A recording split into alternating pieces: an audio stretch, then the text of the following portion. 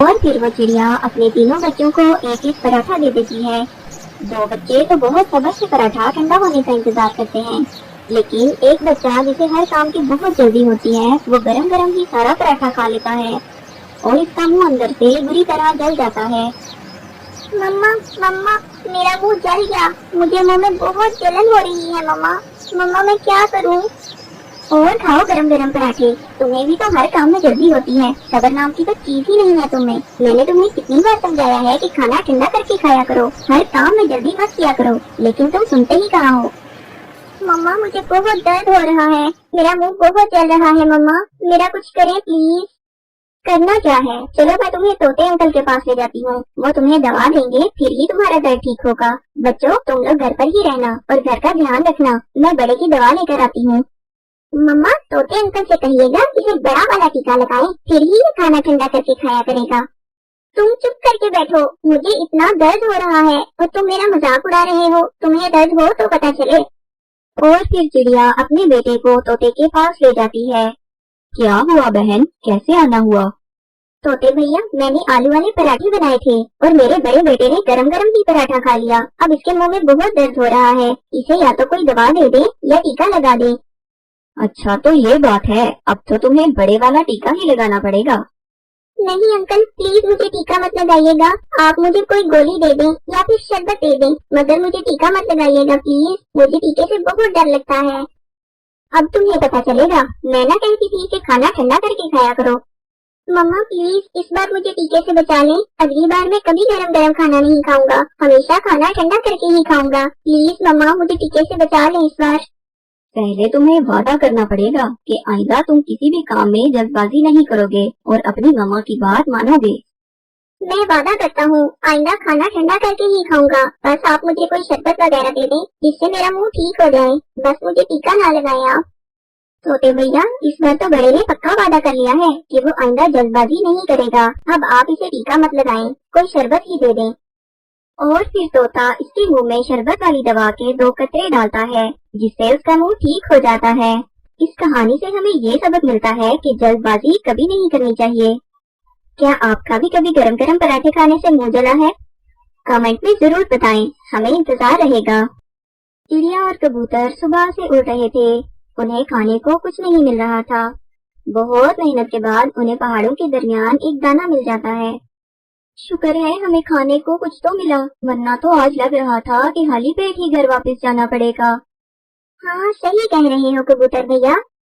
अभी वो दाना खाने ही वाले थे कि वहाँ कौवा आ निकला। वो कौवा बहुत बुरा था, वो हर परिंदे को तंग करता था। वो आकर इनसे कहता है, तुम लोग इधर क्या कर रहे हो, और ये दाना मत खाना क्योंकि ये दाना मेरा है।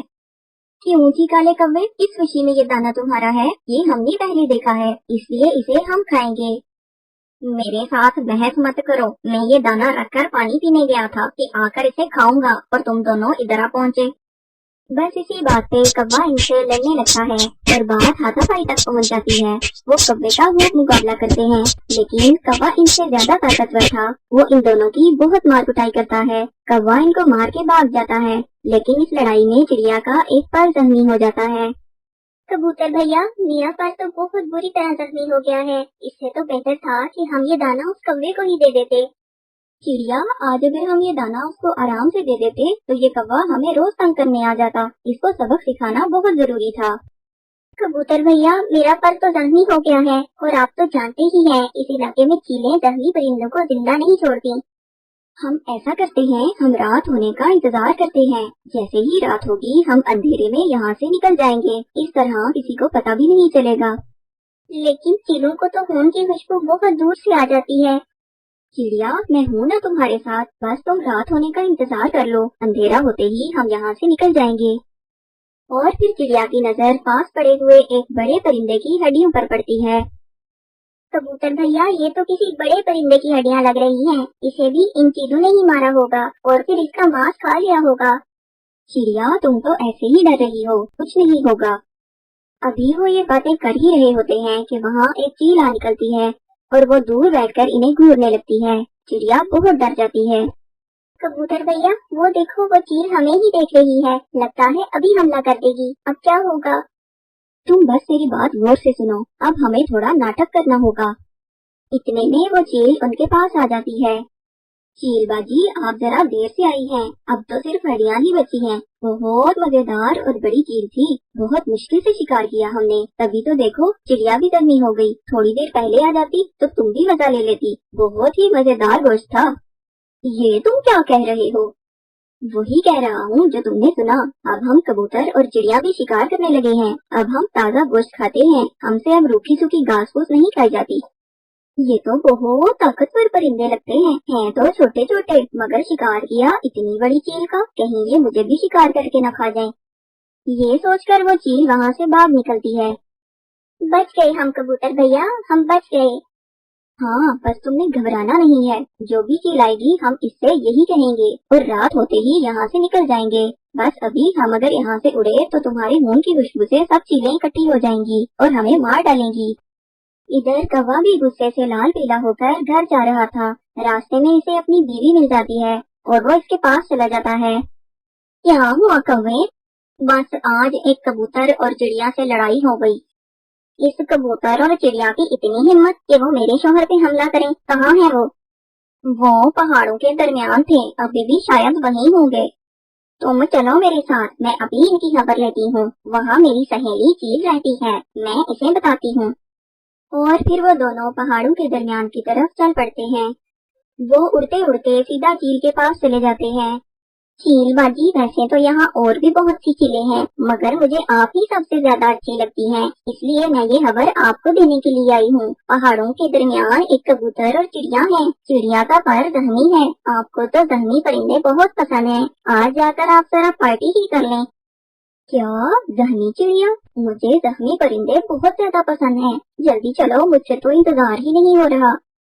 कौवा और इसकी बीवी चील को लेकर वहाँ पहुँच जाते हैं और जरा दूर एक पेड़ पर बैठ जाते हैं। कबूतर और चिड़िया तो वहीं बैठे रात होने का इंतजार कर रहे थे। वो देखे चील बाजी, वो दोनों वहीं बैठे हैं। आप जल्दी से पीछे से जाकर इस चिड़िया को पकड़ लेना, वो तेज नहीं उठकर भाग सकेगी क्योंकि उसका पर जहनी है और आप आसानी से इसे शिकार करके खा लेंगी। इतने में चिड़िया और कबूतर उन्हें देख लेते हैं और वो फिर से नाटक करते हैं। इतना बड़ा परिंदा खा लिया, लेकिन मेरा पेट तो अभी भी नहीं भरा। जब से गोश्त खाना शुरू किया है, खाने का तो मजा ही कुछ और है। मुझे तो और भूख लगी है। बस वो कौवा और कभी आते ही होंगे उस चील को लेकर। वो इस चील को बेवकूफ बना रहे होंगे और वो चील हमें खाने की लालच में यहाँ आ जाएगी। इसे क्या पता कि हम तो खुद गोश्त खाते हैं और हमने तो कितनी बड़ी बड़ी चीजों का शिकार करना सीख लिया है। बस ये सुनने की देर थी कि वो चील डर गई।